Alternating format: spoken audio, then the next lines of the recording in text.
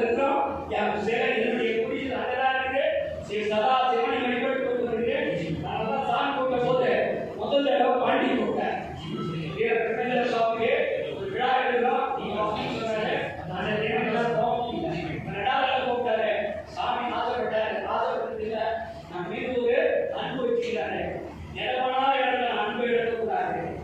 நாம எப்படி அஞ்சு நீ அஞ்சாவது ஆறாவது ஏழாவது வேற சகோதரர்கள் இருந்தாங்கன்னா அது போல எல்லாரையும் அரவணைத்து செல்ல வேண்டும் என்பதற்காகத்தான் இந்த விழாவை வந்திருக்கிறேன். இந்த விழாவை சிறப்பாக நடந்து நீ கேட்டுக் கொண்டிருக்கிற நீங்கள் இதையெல்லாம் பிள்ளைகளுக்கு சொல்லிக் கொடுங்க.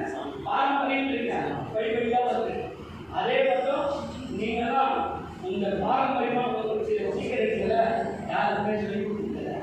அது உங்களாகவே செய்து கொடுங்க. அந்த பாரம்பரியம் அதை செய்யாதுங்க. எல்லாருக்கும் சொல்லிக் கொடுங்க. எல்லாரும் நம்ம சாப்பிடுங்க. எல்லாரும் மருத்துவத்தை சேர்த்துடுங்க.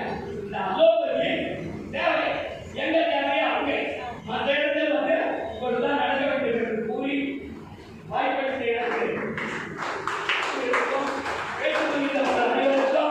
ஒரு முறையான இஞ்சிமேல் பெரியமலை சிவன் கோயிலுக்கு வாருங்கள்.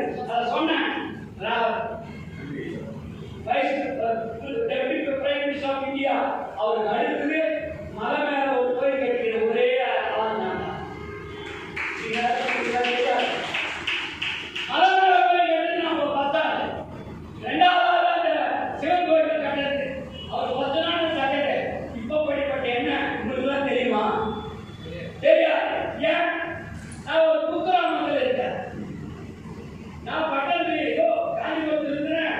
ஏகாம்பரம் அந்த ஈஜோவா என் பேர் உலகம் கொண்டாடி இருக்கோம்.